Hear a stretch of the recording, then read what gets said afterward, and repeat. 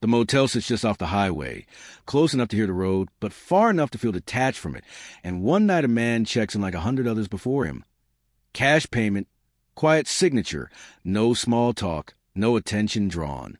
He enters a second-floor room facing the parking lot, sets down his bag, places his wallet and keys on the nightstand, drapes his jacket over a chair, and lies down beneath faded sheets. By morning, the neon sign is off, the sunlight is sharp, the car is still parked outside, and the room is exactly as he left it. Wrinkled bed, untouched wallet, half-packed bag, except for one detail that breaks the logic of everything. He is gone. The motel sat just far enough off the highway that the noise of passing cars never fully faded, but never quite arrived either. It existed in a constant in-between, a low hum of tires on asphalt, a restless whisper that seeped through thin walls and rattled the edges of sleep. On that night in 1984, the neon sign outside flickered like it always did, one letter dimmer than the rest, buzzing faintly as if struggling to remember its own purpose. Travelers came and went here without ceremony. Names were written down. Keys were handed over, and by morning, most people were already gone, folded back into the anonymity of the road. He arrived late, later than most. The clerk would remember that much, though memory softened the details over time. A man in his early 30s, maybe mid-30s. Age had a way of blurring when nothing dramatic anchored it. He wore a jacket that had seen better days and carried a single bag. Not heavy, not light. He didn't look rushed. He didn't look afraid. He looked like someone who had driven for hours with the radio low. Lost in thoughts he didn't feel the need to share. The clerk slid the register across the counter, the paper beneath already filled with other names, other nights. He signed neatly, paid in cash, and accepted the key without comment. No small talk, no complaints. Just a nod, polite and brief, as if he understood that this place was meant to be passed through, not remembered. The clerk would later say there was nothing strange about him at all, and that was what felt strangest in hindsight. The room was on the second floor, facing the parking lot. From the window, you could see the soda machine glowing like a small altar against the darkness, its mechanical side breaking the silence every few minutes. Inside, the room smelled faintly of cleaning solution and old carpet, the kind of smell that clung to everything but never announced itself. The bedspread was patterned with faded colors meant to look cheerful. The television sat bolted to a wooden stand, its screen dark and dusty. The bathroom light flickered when switched on, hesitating before fully committing. He set his bag down near the bed and took off his jacket, draping it over the chair. His movements were unremarkable, almost methodical. Shoes off, wallet placed on the nightstand, keys beside it. A man preparing to sleep, nothing more. No sense of urgency, no hint of finality. If he felt anything unusual that night, it stayed inside him. Outside, a truck rolled past, its headlights briefly sweeping across the curtains like a slow, searching gaze. Somewhere down the hall, a door closed. The motel breathed the way it always did. Quietly, imperfectly, alive only because people occupied it for a few hours at a time. At some point, he lay down on the bed, the sheets creased under his weight, the pillow flattened. He stared at the ceiling, perhaps counting the faint cracks in the paint or listening to the murmur of voices drifting up from the parking lot. Maybe he thought about where he had been that day. Maybe he thought about where he was going next. Or maybe he thought about nothing at all, letting exhaustion pull him under. No one knows what time he fell asleep. No one knows if he slept deeply, or if he woke again during the night. There were no witnesses to mark the passing hours, no clocks that mattered enough to remember. Time moved forward anyway, indifferent to the significance it would later carry. What is known is this: he did not check out. The night passed without incident. The clerk changed shifts. A few guests left before sunrise, engines coughing to life in the cool morning air. Others slept on, wrapped in dreams that would dissolve by noon.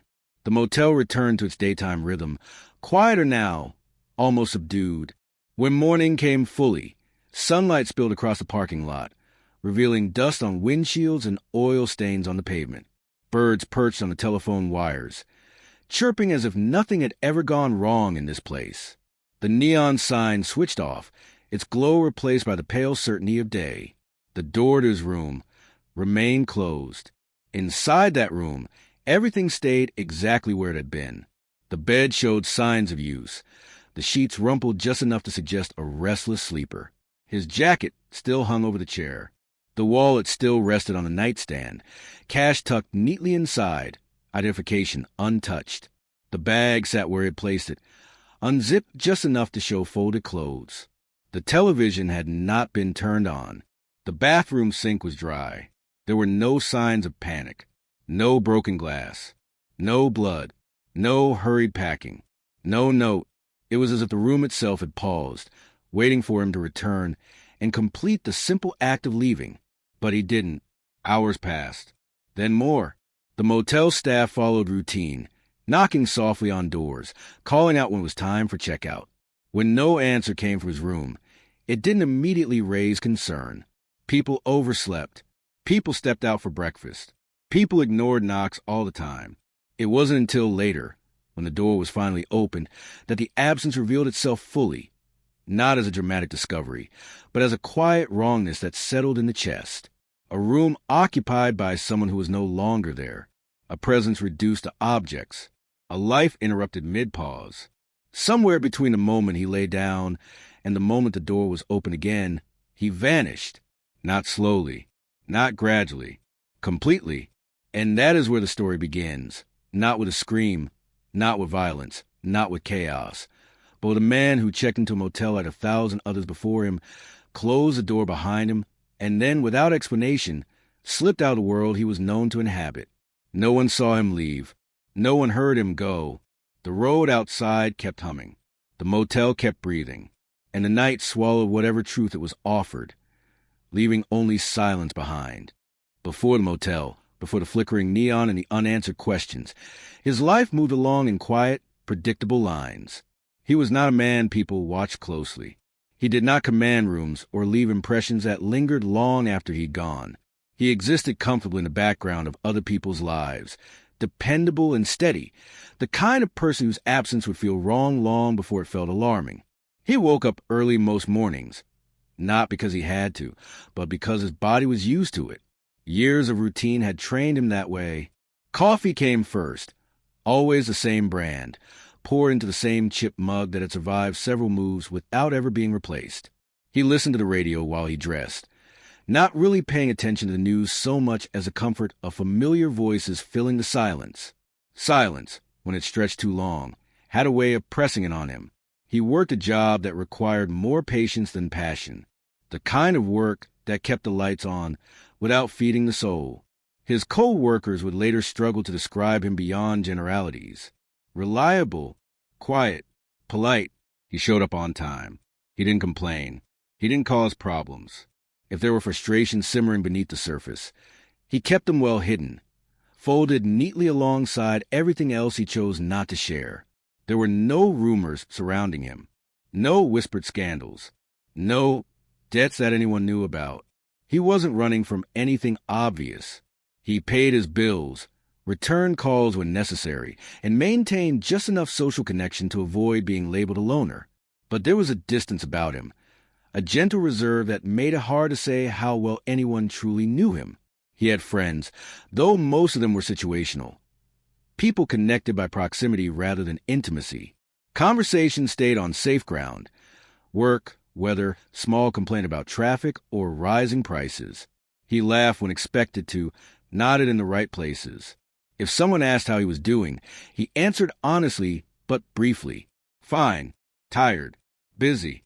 Words that closed doors instead of opening them. His family saw him less often than they wished, but not so rarely that it raised concern. Phone calls were irregular, but warm enough. Holidays were attended when schedules aligned. He showed up with gifts, stayed for the expected amount of time, and left with hugs that felt sincere even if they weren't lingering. There were no explosive arguments in his past, no estrangements marked by bitterness. Just a slow drift that happens when lives move in slightly different directions. If there was tension in his life, it was the quiet kind, the kind that settles in slowly without demanding attention, a sense that something hadn't turned out the way it was supposed to. He had once talked about plans, about places he might go someday, about changes he intended to make. Over time, those conversations faded, replaced by acceptance or perhaps resignation. Dreams didn't die dramatically for him. They simply stopped being discussed. He lived alone, in a modest space that reflected his personality. Clean, functional, sparse. No clutter, but no warmth either. Personal items were few and carefully arranged. Books he had read more than once. Photographs framed and dusted, but not displayed prominently. His home felt temporary, as if he never fully unpacked himself into it. There was nothing in his behavior that suggested he was preparing to disappear. He didn't give away belongings. He didn't withdraw from responsibilities. He didn't express fear or paranoia. In the days leading up to his trip, he followed his routine as usual, went to work, made plans that extended beyond the week, mentioned he'd be traveling briefly, nothing more. That detail would later become important. The fact that people expected him back. He had reasons to stay. Small ones, perhaps, but real. Commitments that anchored him to the world he occupied. People who would notice if he didn't return, even if they weren't watching closely enough to predict what would happen. When he packed for the trip, he did so efficiently. A change of clothes. Toiletries. Nothing excessive. Nothing sentimental. It wasn't the packing of someone leaving forever. It was the packing of someone who expected to be gone for a short while.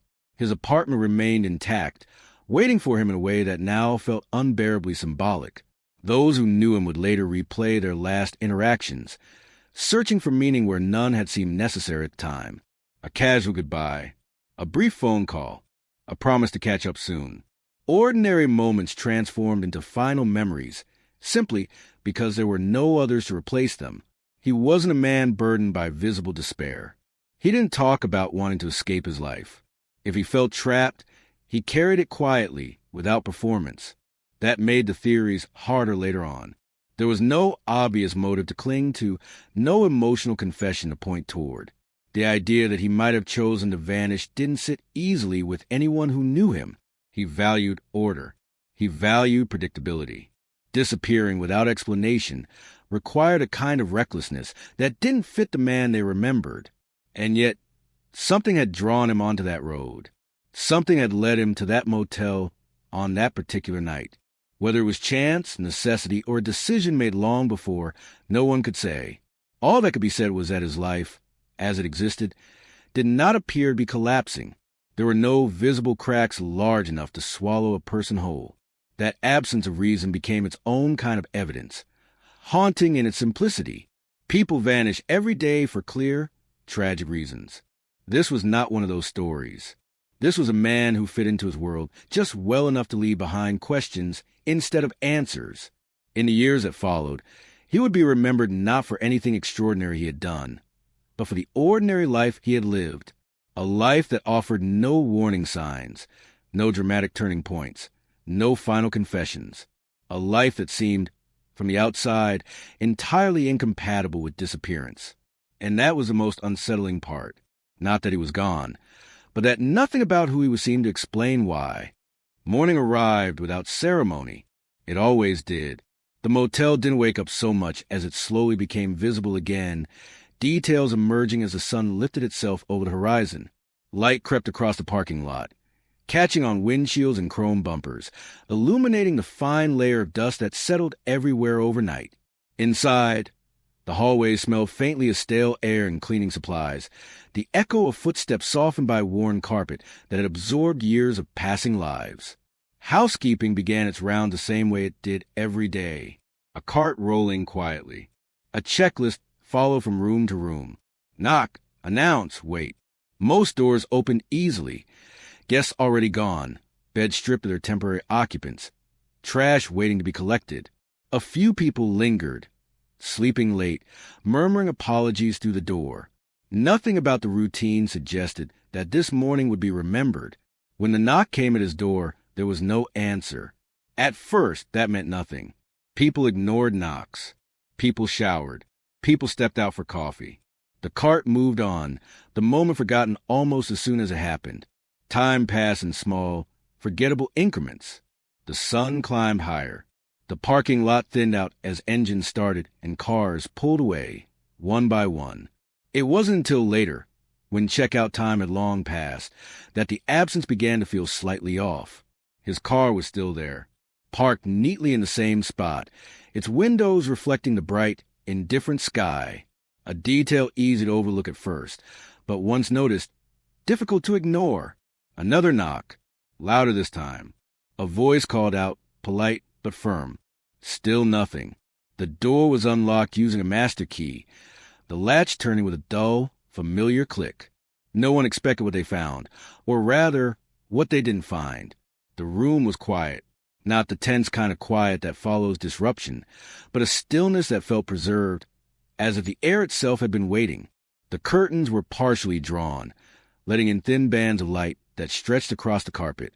Dust motes drifted lazily undisturbed. The bed told the first part of the story. Sheets wrinkled, pillows slightly out of place. Someone had slept here, not briefly, not casually. The indentation remained, as if his absence had happened moments ago rather than hours earlier. The nightstand held his wallet, open just enough to show cash and identification. Keys lay beside it, arranged without care, but not in haste. The jacket still hung over the chair, its sleeves dangling toward the floor. The bag sat near the bed, half-packed, clothes folded inside. Shoes rested by the door, untouched. Nothing appeared disturbed. Nothing appeared missing. The television had not been turned on. The bathroom sink was dry, the towels unused. There was no note on the desk, no message scrawled on hotel stationery, no explanation left behind for anyone to follow. It was the kind of scene that made people hesitate, unsure whether they were overreacting. Perhaps he'd stepped out briefly. Perhaps he'd gone for breakfast and would return any minute. But the longer the room was observed, the more wrong it felt. People do not leave wallets behind when they plan to come back. People do not leave keys, identification, money, all the things that anchor them to their lives. Staff members exchanged glances. Someone mentioned calling the front desk. Someone else suggested waiting a little longer. But time had already passed, and the unease was beginning to settle in. The front desk clerk came up to the room, frowning as they took in the details. The register confirmed what everyone already suspected. He had checked in the night before. He had not checked out. There had been no phone calls from his room, no complaints, no requests. The realization didn't arrive all at once. It crept in slowly, an understanding forming around the edges. He hadn't just stepped out. He wasn't running late. He was gone. Authorities were contacted, though without urgency at first. There was no crime scene to secure, no obvious emergency, just a missing person and a room full of unanswered questions. An officer arrived, notebook in hand, eyes scanning the space with professional detachment. They asked the same questions everyone else had already been asking. When was he last seen? Who had spoken to him? Did anyone hear anything unusual during the night? The answers were unsatisfying. No one remembered anything out of the ordinary. No sounds of distress. No arguments. No late-night visitors. The officer examined the room more closely, noting the placement of objects, the condition of the bed, the absence of disturbance. They checked the windows. Locked. They checked the bathroom. Empty. The door itself showed no signs of forced entry. It was as if he had simply stood up and evaporated. Outside, his car remained untouched. The doors were locked. Nothing inside suggested he had prepared for a sudden departure. No packed bags. No map spread across the seat. No sign that he had driven away in a hurry, or at all. As the day wore on, the motel returned to its rhythm, though something had shifted beneath the surface. New guests arrived, unaware of what had happened just hours earlier. The room would soon need to be cleaned, reset, made anonymous again. But for now, it stood frozen in time, holding the last physical evidence of a man who had vanished. The strangeness of the situation deepened as more people became involved. Another officer arrived. Then another. Questions repeated. Notes compared. Still nothing emerged that explained how a person could disappear so completely from such a confined space. The absence became louder than any clue. Each object left behind seemed to insist on his presence, even as his body refused to be found.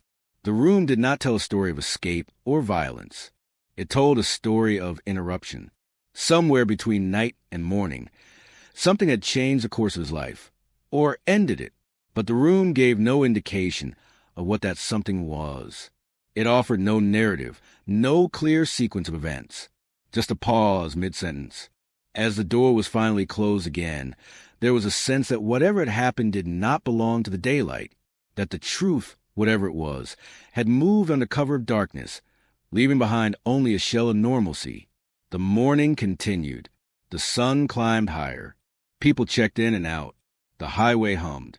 And in that motel room, a man's absence settled in, heavy and unresolved, marking the moment when an ordinary stay became the beginning of a mystery that would refuse to fade. The investigation began the way most did in the early hours of uncertainty, methodical, restrained, careful not to assume what could not yet be proven. There was no crime scene tape stretched across the motel hallway, no flashing lights drawing curious onlookers, just a handful of officers moving quietly through a space that felt more confusing than alarming. A man was missing, and at first, that was all anyone could say with confidence. They started with the obvious: his name, his address, his place of work. A phone call here, a question there. Each answer led to another question, and none of them led to him. The motel staff were interviewed one by one. The clerk described the check-in: late, calm, unremarkable. No visible distress. No unusual requests. Housekeeping repeated the story of the empty room, of belongings left behind. No one had seen him leave. No one had heard anything that stood out. The parking lot was examined next. Tire tracks overlapped in indistinguishable patterns. The lot served dozens of guests, and any trace of a single person's movement was quickly swallowed by the larger picture. His car sat where it had been the night before, locked, silent. Officers checked the trunk, the interior, under the seats. Nothing. The surrounding area offered little more. The motel sat near the highway, but not close enough for traffic cameras to catch every movement. Surveillance, where it existed at all, was limited and unreliable. Grainy footage from nearby businesses showed nothing useful. Shadows passed. Cars came and went. Faces blurred into anonymity. There was no clear image of him walking away, no time-stamped proof of direction. Detectives considered the possibility of foul play, but the evidence refused to cooperate. There were no signs of a struggle, no blood, no witnesses reporting an argument or a scream. The room itself contradicted the idea. Everything about it suggested calm, routine, sleep. If something violent had occurred, it had left no visible trace, and that absence made the theory harder to support. Another explanation emerged just as quickly: voluntary disappearance. It was the simplest answer, and often the most uncomfortable. Adults were allowed to walk away from their lives if they chose to. But this theory raised questions of its own. Why leave behind identification, money, keys? Why abandon a car? Why vanish in the middle of the night without preparation? People who planned to disappear usually took steps. This felt unplanned, abrupt, careless. Accident was also considered. Perhaps he had stepped outside briefly. Fresh air, a cigarette, a moment alone, and something had gone wrong. A fall, a medical emergency, an encounter no one witnessed. Searches were conducted in nearby areas. Ditches, wooded patches, abandoned lots. Nothing turned up. No body. No clothing. No trace that he had even been there. As days passed, the urgency began to fade, replaced by a dull persistence. Missing persons cases lived in a strange space between action and waiting. Detectives followed leads as they appeared, but there were few to follow. Phone records were checked. Bank activity was monitored. Nothing changed. No withdrawals. No calls. No signs of life beyond the motel room. The case file grew thicker, filled with notes that circled the same unanswered questions. Each theory contradicted another. Each possibility collapsed under scrutiny. It was as if the truth had slipped through a gap no one could see. Officers canvassed nearby businesses and residences, asking if anyone had noticed a man walking alone late at night. Descriptions were offered, vague and inconsistent. A man matching that description had been seen near the highway. Or maybe it was someone else. Memory, unreliable at the best of times. became even less dependable as days turned into weeks. The investigation reached outward, contacting hospitals, shelters, transit stations. His name did not appear. His face did not surface. It was as if he had crossed a boundary where records could no longer reach him. With no clear evidence of a crime, resources were limited. Other cases demanded attention. Cases with victims, with suspects, with urgency written plainly across them. This one resisted definition. It hovered in uncertainty, difficult to justify and impossible to solve. Internally, some investigators felt the weight of it more than others. A room that looked too normal. A man who didn't fit the patterns they relied on. Cases like this unsettled them, not because of what they showed, but because of what they refused to show. They challenged the idea that every disappearance left a trail. As time passed, the case began to shift from active investigation to open-ended file. Notes were updated less frequently. Leads dried up. Calls from family were answered with the same careful language. Still working on it.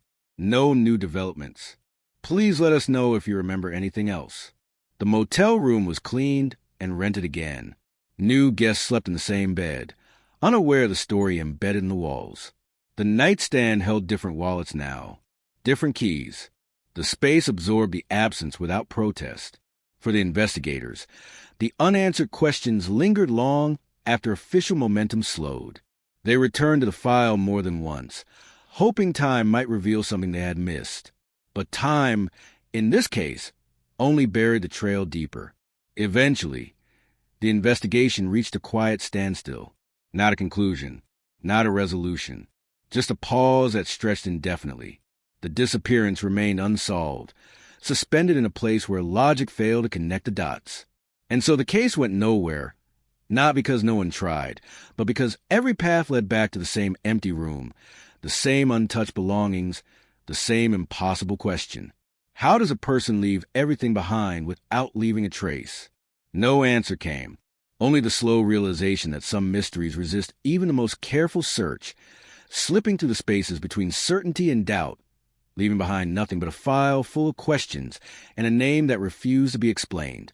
When the investigation slowed, when the questions stopped producing new answers, the weight of his absence shifted onto the people who had known him best. For them, the disappearance was not an abstract puzzle or file number. It was a rupture that cut directly through their lives, reshaping everything that came after.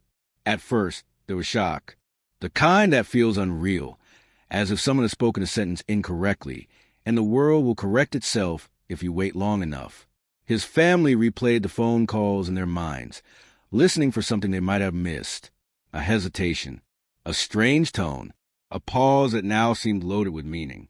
At the time, those conversations had felt ordinary. Now they were treated like fragile artifacts, examined again and again. They expected him to walk back into his life at any moment, to call and explain, to apologize for the worry, to laugh it off as a misunderstanding. Days passed with that expectation intact. Then weeks. The phone stayed silent. The silence grew heavier, harder to carry. His parents struggled the most with the uncertainty. Grief usually offers a shape, a beginning and an end, a ritual that tells you what comes next. This gave them nothing. There was no funeral, no grave, no final moment to anchor their sorrow. Instead, they lived in a constant state of suspension, unable to fully mourn and unable to fully hope. They kept his room the same. Small decisions became monumental. Should they move his belongings? Should they leave the light on at night? Every choice felt like a betrayal, as if changing anything might somehow erase him or signal that they had given up. Time moved forward regardless, but emotionally, they remained stuck in the moment when they first learned he was missing. Friends felt the absence differently, but no less deeply. Some felt guilt for not knowing him better, for not asking more questions, for accepting his quiet nature without pushing past it. Others felt a strange defensiveness, bristling at theories that painted him as someone capable of simply walking away. They wanted to protect a version of him they knew, even as that version grew harder to reconcile with reality. Conversations about him became cautious.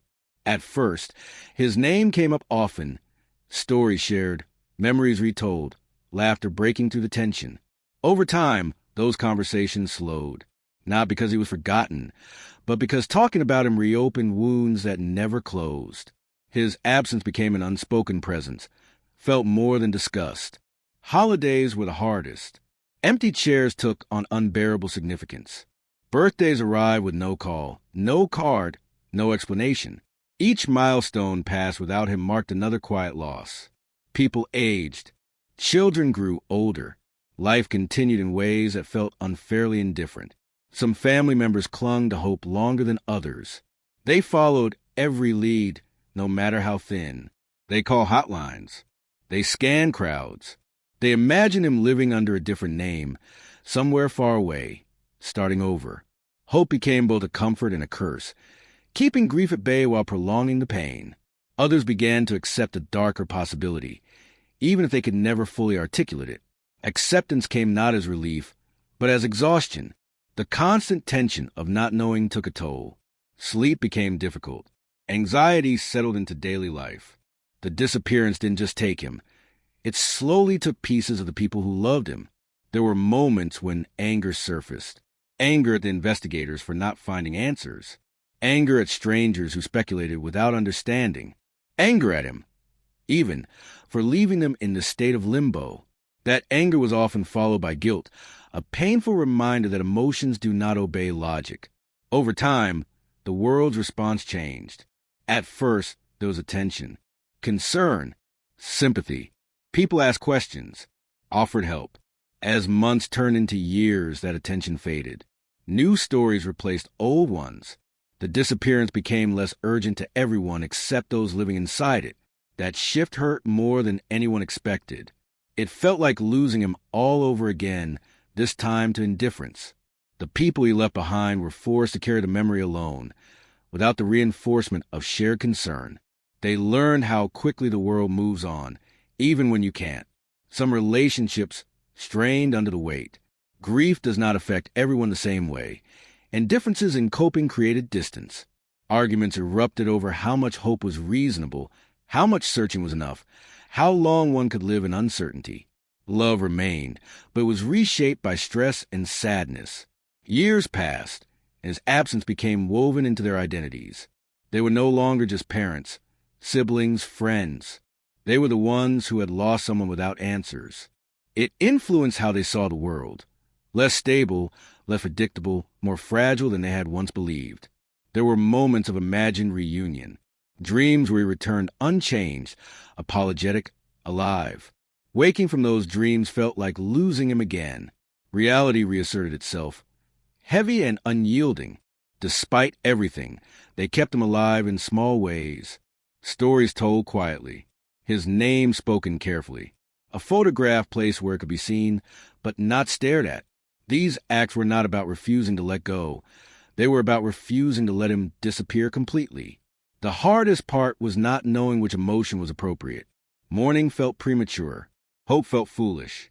Every feeling existed in contradiction to another. They learned to live in that contradiction, to function while carrying unresolved grief. For the people he left behind, the disappearance never ended. It did not resolve. It did not fade. It simply changed shape, settling into the background of their lives like a low, constant ache. They moved forward because they had to, but part of them remained frozen in time, forever waiting for an answer that might never come. And in that waiting, they discovered a truth few people ever confront, that absence can be more powerful than presence, and that not knowing can wound more deeply than any certainty. As official interest faded and the investigation settled into quiet inactivity, something else began to grow in its place. The absence left behind a vacuum, and into that vacuum poured speculation. People are uncomfortable with unanswered questions, and when certainty refuses to arrive, imagination steps in to fill the gaps. It started small. A comment overheard at a diner. A suggestion whispered between neighbors. Someone claimed they had seen a man who looked like him at a gas station miles away, days after the disappearance. Another insisted they remembered a stranger walking along the highway late that night, head down, moving with purpose. None of these accounts could be confirmed, but each one carried just enough detail to feel plausible. The story began to circulate locally, passed along in fragments that shifted with each retelling. Details blurred, Timelines bent, facts mixed with assumptions, until it became difficult to separate what was known from what was believed. His name took on a strange permanence, lingering long after other disappearances had faded from memory. Theories emerged to explain what official channels could not. Some were grounded in logic, others driven by fear or fascination. One theory suggested he had been involved in something secretive, something that required him to disappear quickly and completely. People pointed to his quiet nature, his lack of close connections, as evidence that he had hidden more than anyone realized. Another theory leaned toward danger, that he had crossed paths with the wrong person, that the motel had been chosen precisely because it was anonymous and easy to vanish from. This idea gained traction despite the lack of physical evidence. It appealed to the human tendency to search for villains when confronted with chaos. There were darker interpretations as well. Some speculated that he had taken his own life, slipping out unnoticed to end his story somewhere no one would ever find him. This theory was whispered rather than spoken aloud, as if saying it too clearly might make it real. Those who knew him rejected it fiercely, clinging to their memories of a man who did not speak the language of despair. Others believed he had chosen a new life entirely, that he had shed his old identity like a skin and stepped into another, free from obligations and expectations. This theory offered a strange comfort to some, a version of the story where he was alive, even if unreachable. It painted the disappearance as an act of agency rather than tragedy. As the years passed, these theories multiplied rather than resolved. Each new detail, no matter how minor, was absorbed into the growing mythology. A reported sighting in another state, a man using a similar name, a face in a crowd that looked just close enough to spark hope. Amateur investigators began to take interest. They gathered information from public records, old news clippings, and word-of-mouth accounts. Some approached the case with genuine care, hoping to uncover something overlooked. Others treated it like a puzzle, an intellectual challenge divorced from the emotional reality of the people involved. Online forums and discussion boards eventually gave the mystery a new life. People who had never known him debated his fate with confidence, building narratives from fragments and speculation. His disappearance became content, something to be analyzed, dissected, and reshaped. This attention was a double-edged sword for those closest to him. On one hand, it meant he was not forgotten. On the other, it meant his life was being reimagined by strangers who knew him only as a mystery. The person they remembered, quiet, ordinary, human, was slowly replaced by a symbol of unanswered questions. Rumors took on a momentum of their own. Once introduced, they were difficult to correct. A single misinterpreted detail could spread widely, becoming accepted as fact simply through repetition. The truth, whatever it was, became increasingly obscured by layers of storytelling. Locals who had lived near the motel began to associate the place with the disappearance. The room gained a reputation, whispered about as unlucky or strange. New guests slept there unaware of the story, while long-time residents avoided it, as if absence itself might linger in the walls. Every so often, something would reignite interest. An anniversary, a brief mention in a newspaper, a new investigator reviewing old files. Each resurgence brought a flurry of renewed speculation, followed by the familiar disappointment when nothing concrete emerged. The name refused to die. It lingered in conversations and memories, refusing to settle into the past. For some, the mystery became a cautionary tale, a reminder of how fragile normal life could be. For others, it was an obsession, a question that demanded an answer no matter how long it took. Over time, the line between the man and the mystery blurred. He was no longer just someone who had disappeared. He was a story people told to make sense of uncertainty. His real experiences, his real relationships, were overshadowed by imagined scenarios. This transformation was unsettling. It stripped him of his ordinariness, turning him into something larger and less human. The people who had loved him struggled with this version of him, feeling as though he was being taken from them again, this time by speculation. Yet even as rumors distorted the truth, they kept his memory alive. Silence would have been worse. Being forgotten would have meant his disappearance had truly erased him. As flawed as the theories were, they ensured that questions remained, that someone, somewhere, still wondered what happened. The longer the mystery endured, the more it reflected those who engaged with it. Fear, hope, suspicion, and imagination all found a place within the story. The disappearance became a mirror, revealing less about him and more about the human need for answers. And so the rumors persisted, evolving with time, growing more elaborate as facts remained scarce. His name became a placeholder for uncertainty, a reminder that not every story ends neatly, that some questions linger not because they are unsolvable, but because they refuse to let go of those who ask them. Eventually, without ceremony or announcement, the case slipped into a different category. Not solved, not resolved, simply inactive. The file was closed in the way many such files are, not because the truth had been uncovered, but because there was nothing left to pursue. No new leads, no fresh evidence, no direction forward. The disappearance was officially acknowledged as something the system could no longer actively hold.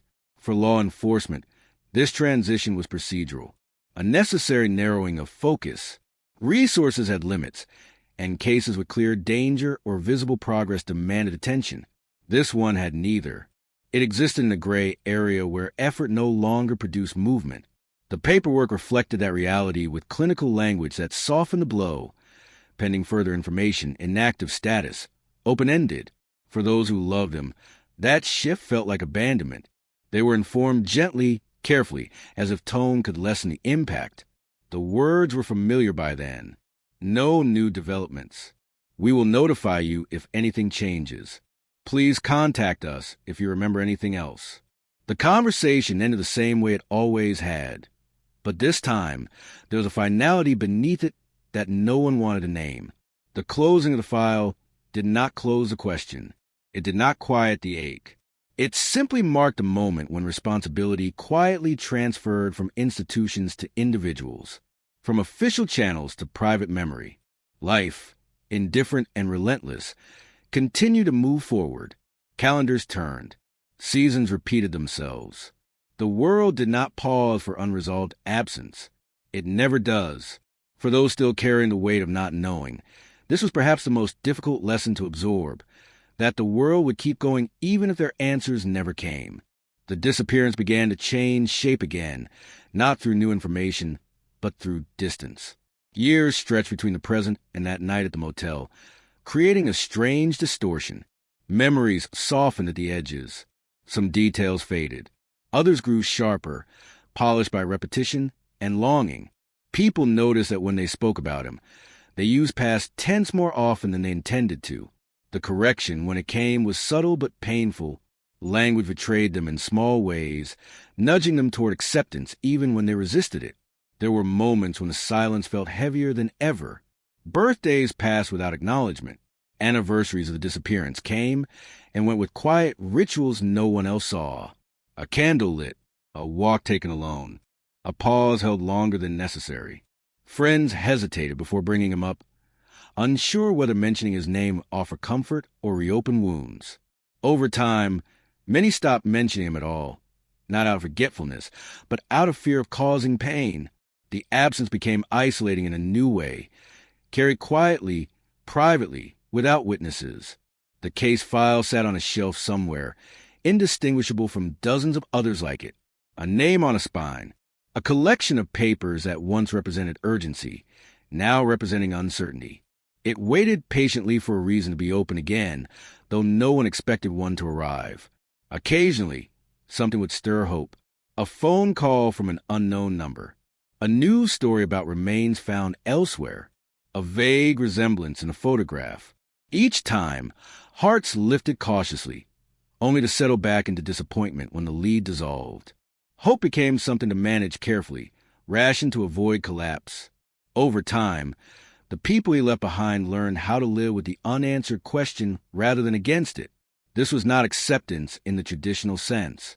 It was adaptation, a quiet restructuring of life around a missing piece that would never quite fit.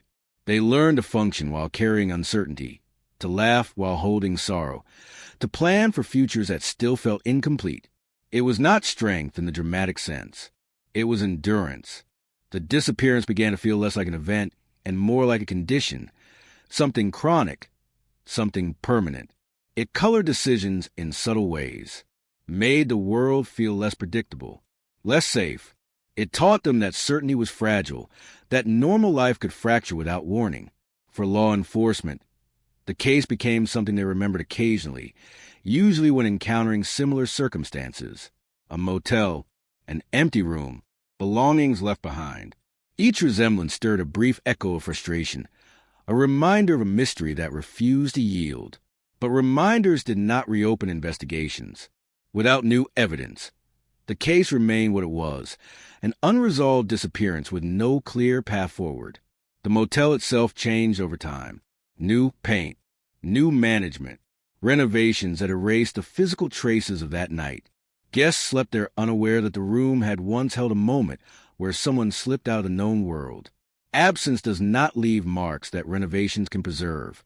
And yet, for those who knew the story, the place remained charged. It existed as a fixed point in memory, a location forever linked to a question that followed them everywhere. As years turned into decades, the disappearance became part of the family history.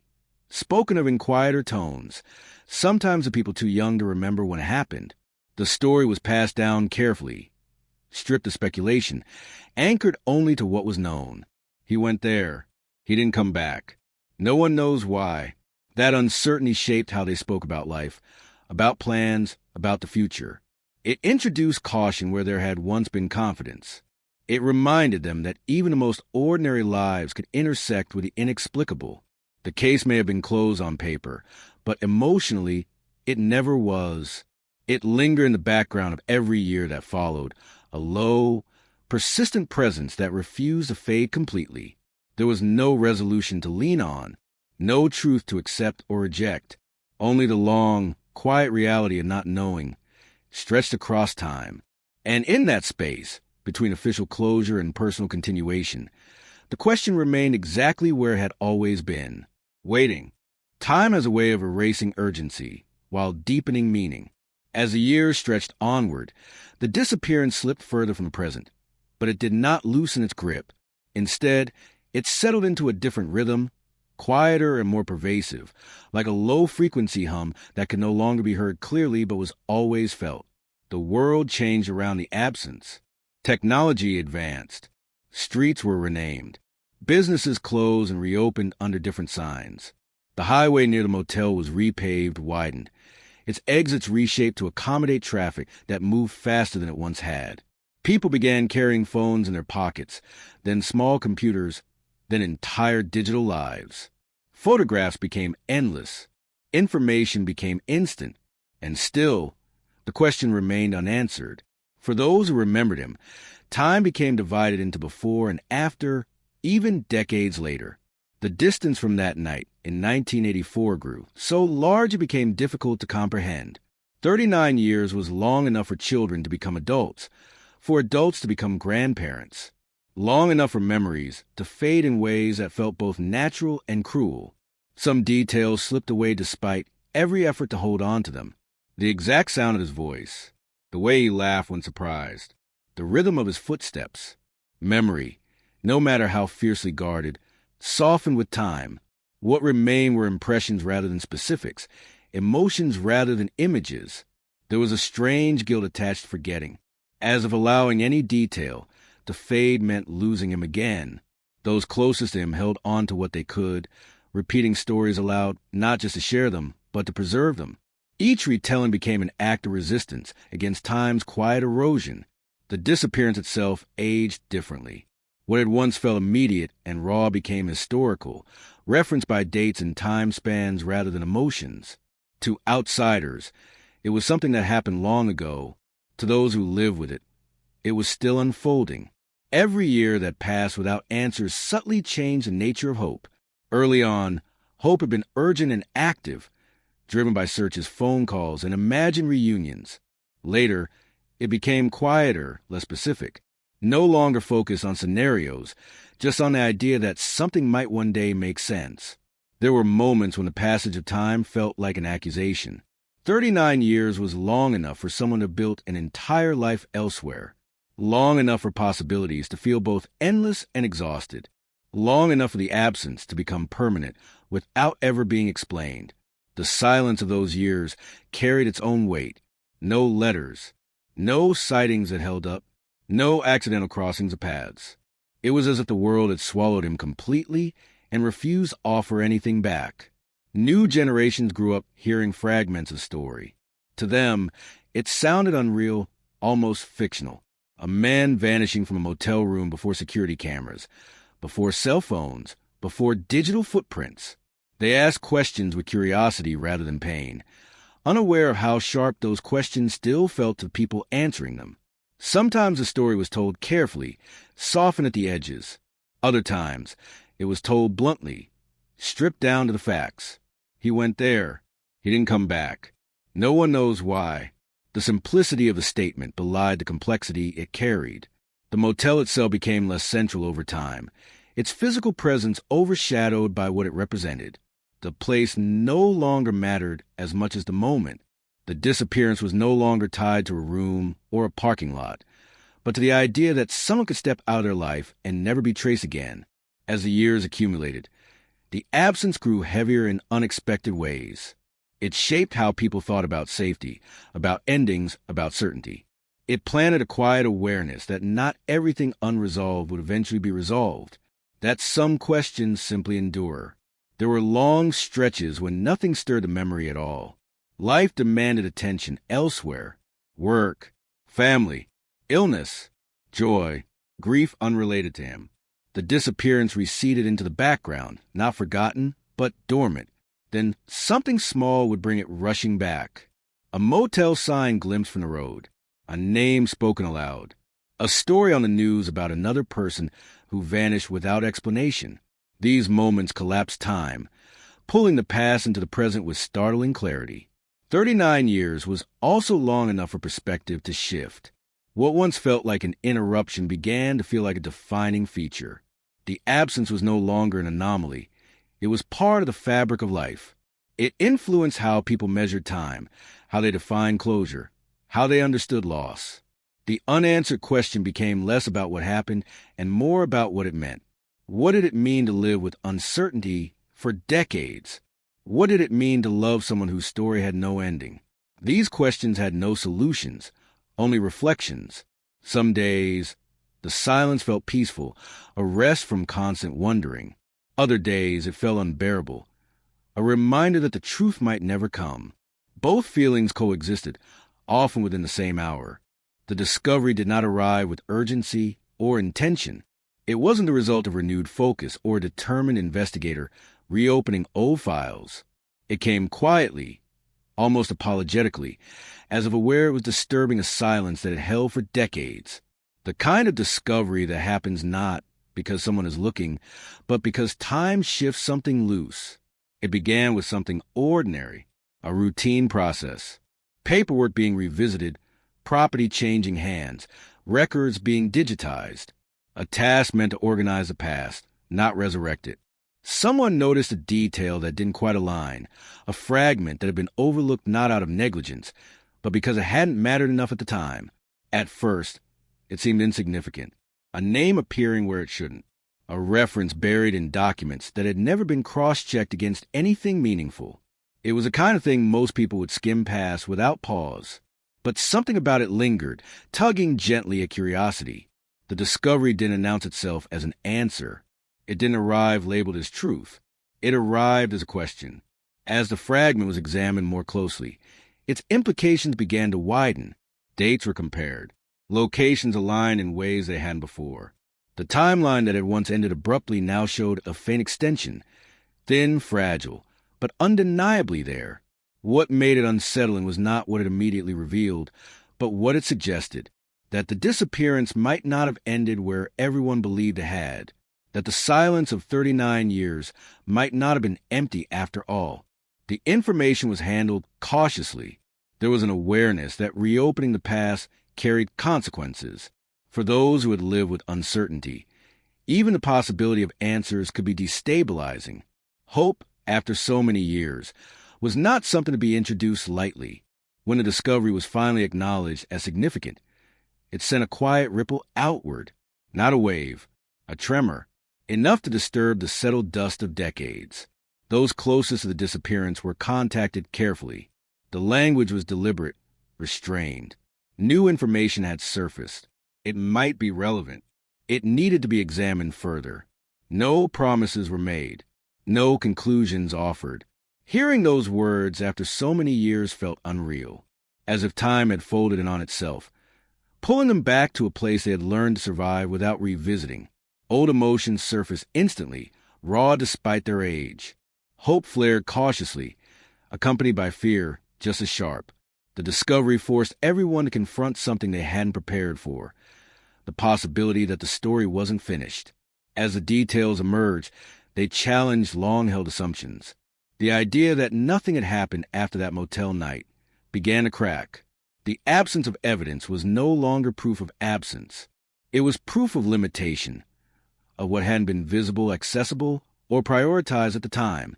The fragment suggested movement, not dramatic, not obvious, but enough to imply continuation.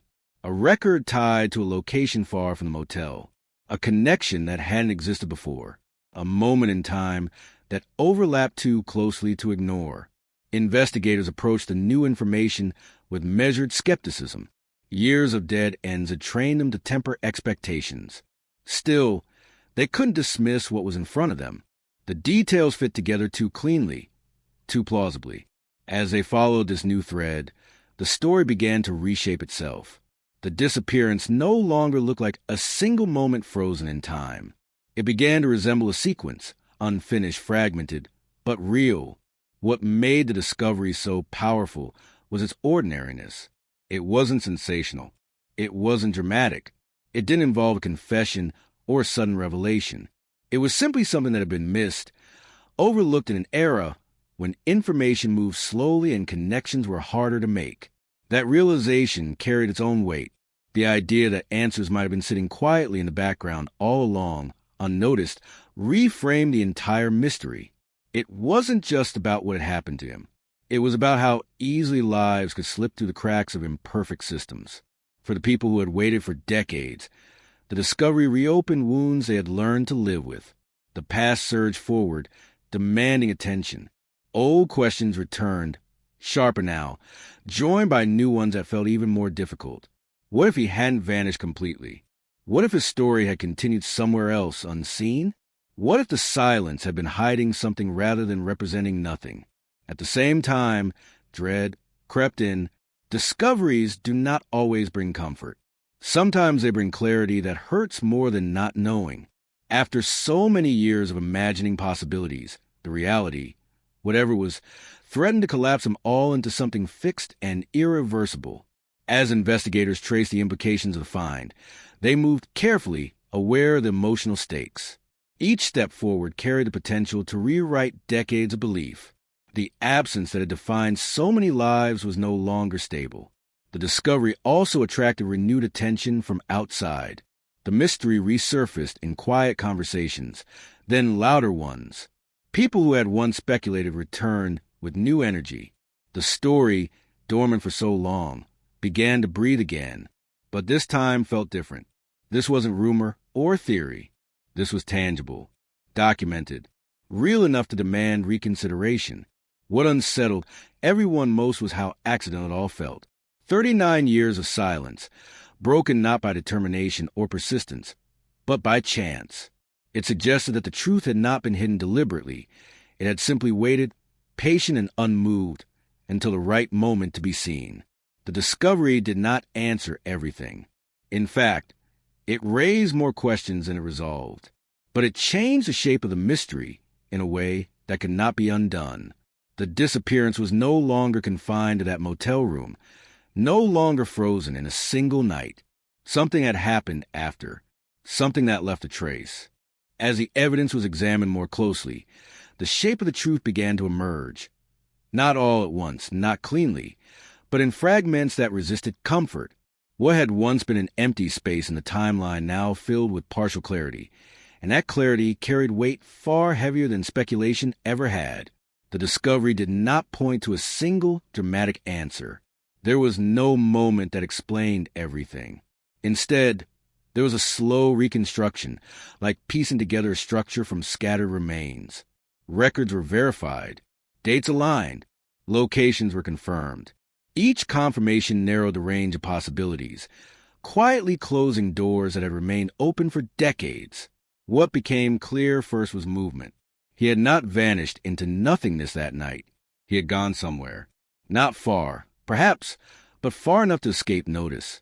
The idea that he had simply ceased to exist at the motel no longer held. His story extended beyond that room, beyond that parking lot, into a stretch of time that had gone undocumented.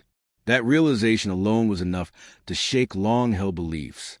For years, the mystery had revolved around the impossibility of leaving without a trace. Now it became evident that the trace had existed. It just hadn't been recognized for what it was. The evidence suggested that the hours after his disappearance were not chaotic or violent. There was no indication of a struggle, no signs of coercion. Instead, what emerged was a picture of quiet continuation. Ordinary actions, mundane decisions, the kind that rarely draw attention and are easily forgotten. This reframed everything. If he had left willingly, even briefly, it raised uncomfortable questions. Not accusations, but uncertainties. What had driven him to step away without telling anyone? Why leave behind the things that defined him? His identification, his money, his connections. Why sever himself so completely from the life he had built? The evidence did not provide motives. It did not explain his state of mind. It simply placed him somewhere else, at another moment in time, alive beyond the point everyone believed his story had ended. For those who had waited for decades, this was both a revelation and a burden. Hope surged instinctively, even as logic urged restraint. Knowing it continued on did not mean knowing where he went next, or how his story concluded. Further examination brought darker clarity. While the evidence suggested survival beyond the motel, it also suggested limitation. The trail did not stretch far. It did not lead to a new life carefully constructed over years. It hinted at transience, instability, vulnerability. There were signs that whatever path he had taken was not one of freedom or reinvention. It was not the story of someone escaping into a better version of themselves. It was a story of someone drifting. That realization cut deeply. For years, some had comforted themselves with the idea that he might be living quietly somewhere, choosing distance over explanation. The evidence now challenged that hope. It suggested a life that became smaller, not larger, less anchored, not more. The truth, when it took shape, did not arrive with justice or resolution. There were no arrests to be made, no confessions to be heard, no moment where everything snapped into place. Instead, there was understanding, partial, fragile, and irreversible. What the evidence ultimately revealed was not a single event, but a gradual unraveling. A man stepping out of one life, without fully stepping into another. A disappearance not marked by drama, but by quiet disconnection. This was harder to accept than any violent explanation. Violence offers villains, clear lines of blame. This offered none. It offered only the uncomfortable possibility that his disappearance was shaped by factors no one could see clearly at the time. Internal struggles, unspoken fears, pressures that never rose to the surface. The people who loved him were forced to reevaluate their memories, not to doubt them, but to see them differently. The quiet moments, the reserved conversations, the way he kept parts of himself private. None of it screamed crisis, but together, it suggested a man carrying more than he shared. The truth did not absolve the pain of not knowing. It transformed it. The mystery was no longer about what happened in that room, but about what happened inside him. Questions shifted from where he went to why he felt the need to leave it all. And still, there were gaps, critical ones. The evidence could only reach so far. It illuminated a stretch of time, not an ending. The final chapter of his life remained unwritten, or at least unreadable. For investigators, this was a rare kind of resolution. The case was no longer entirely unknown, but it was not solved in the way cases are meant to be. There was no certainty to present, only probability. No closure to offer, only context. For his family, the truth was both grounding and destabilizing. It replaced imagined horrors with a quieter sadness. It confirmed that he had been alive beyond the moment they lost him, but also confirmed that whatever followed was not a life that circled back to them. The motel room looks smaller when you return to it in memory. Not physically smaller, but compressed by everything now known. What once felt like an empty stage becomes crowded with meaning, each object heavier than it was before. The bed is no longer just where he slept. It is where a version of his life paused, uncertain whether it would ever resume. The nightstand is no longer incidental furniture. It is a marker, holding the last things that tied him unmistakably to who he had been. Revisiting that room after the truth emerged changes the way the story breathes. The flickering neon outside no longer feels ominous in a symbolic way. It feels indifferent. The room did not trap him. It did not witness violence. It simply existed at the edge of a decision, unaware of the weight it would come to carry. The quiet that once felt unsettling now feels revealing. The absence of chaos was not proof of mystery. It was proof of transition. He did not vanish in panic. He did not flee in terror. He left quietly, slipping past the expectations that bind people predictable paths. That realization reframes the room entirely. The jacket over the chair becomes a symbol of interruption rather than escape, not something abandoned with intent, but something left behind because the future had not yet crystallized. The wallet on the nightstand, untouched, suggests not recklessness but detachment, a moment when identity itself felt negotiable, when the object that defined him no longer felt essential enough to carry forward. Standing in that space now, with decades of reflection layered over it, the room feels less like a crime scene and more like a threshold, a narrow point between certainty and uncertainty, between a life that had structure and one that would not. What becomes most striking is how ordinary everything remains.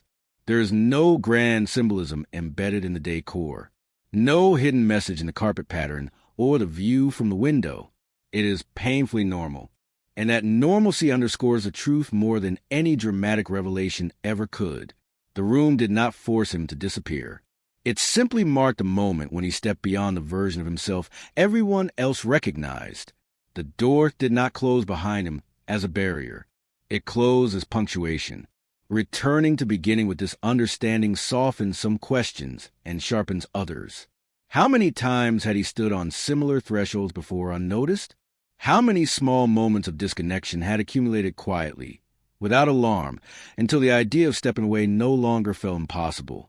The motel room becomes a mirror held up to the past, reflecting not just his final night there, but the long chain of ordinary days that led to it.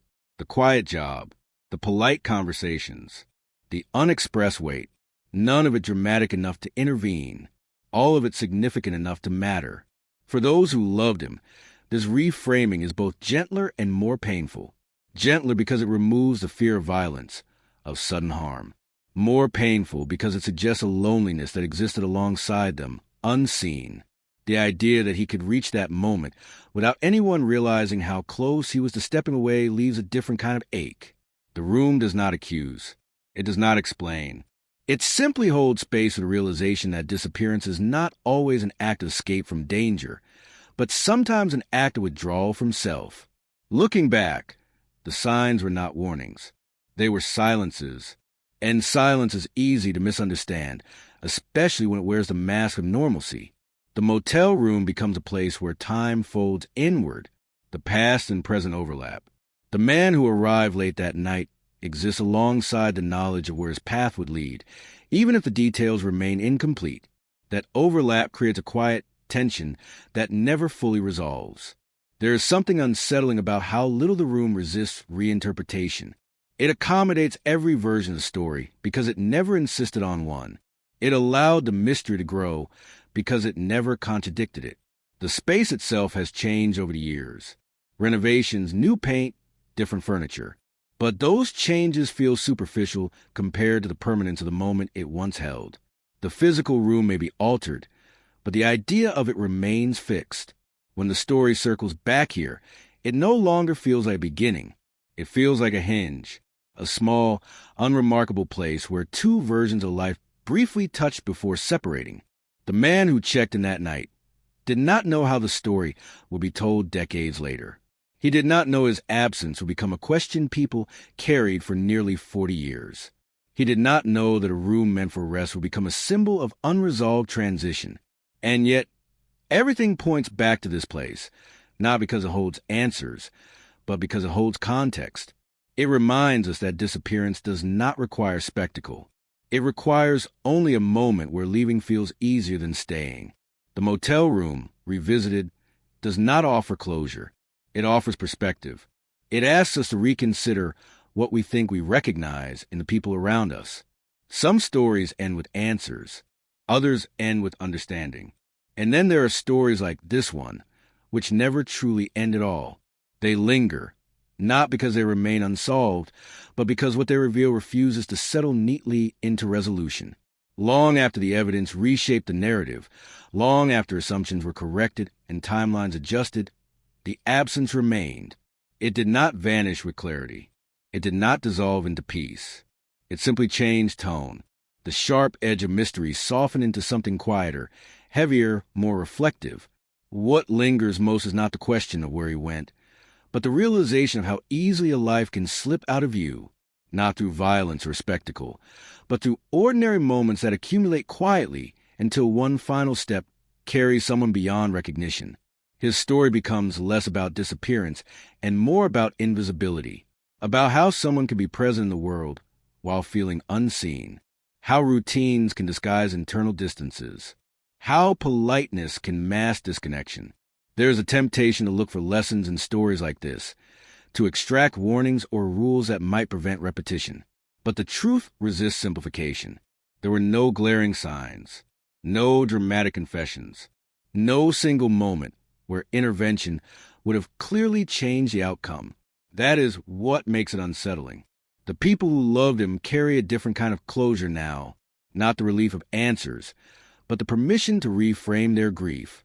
They no longer wait for a phone call that will never come. They no longer imagine every possible ending. Instead, they live with a quieter truth, one that acknowledges a complexity without fully explaining it. They have learned that love does not always grant insight, that proximity does not guarantee understanding, that even those who seem steady may be carrying weight they never share. Time continues to move forward, as it always does. New stories take shape. New mysteries emerge. The world fills itself with noise and distraction. But somewhere beneath it all, this story remains, a reminder of the fragile boundary between presence and absence. The motel still exists, or perhaps it doesn't. It may have been renamed, rebuilt, erased entirely. That detail matters less now. What matters is the idea it represents, a moment where someone stood at the edge of a life they knew and stepped away without leaving a map behind. Disappearance, in this light, is not an ending. It is a transformation, a shift from being known to being remembered, from being present to being interpreted. Those who speak his name now do so gently, not with the urgency of search, but with the care of remembrance. His story is told not to solve it, but to honor the space it occupies. There's a haunting comfort in accepting that not everything broken is meant to be fixed, that some stories exist not to be closed, but to be carried. They ask us not for solutions, but for attention. This story asks us to look more closely at the quiet people in our lives, to listen more carefully to what is not being said, to recognize that stability can coexist with struggle, and that absence does not always announce itself with warning. In the end, what remains is not the mystery of a missing man, but the echo of his humanity, the ordinary life he lived, the small connections he made, the silence he left behind. That silence is not empty. It is filled with meaning, shaped by memory and reflection. It reminds us that lives do not always conclude with punctuation. Some fade into ellipses, trailing off into spaces we can never fully explore. The story does not resolve into peace or tragedy. It settles into something more ambiguous and more honest. A recognition that understanding does not always bring comfort, and that comfort is not always the point. What matters is that he is remembered not as a puzzle, but as a person, not as a question, but as a life that mattered enough to be missed. Some disappearances never truly end. They live on in the way they reshape those left behind, in the way they challenge certainty, in the way they remind us how easily the known world can fracture. And perhaps that is the final truth this story offers. Not an answer, but an awareness. That presence is fragile. That connection requires care. and that even in silence, stories continue to speak. Long after the motel door closed for the last time, long after the road carried on without noticing, his absence remained, not as a wound that bleeds, but as a scar that reminds. And in that reminder, the story finds its quiet, haunting end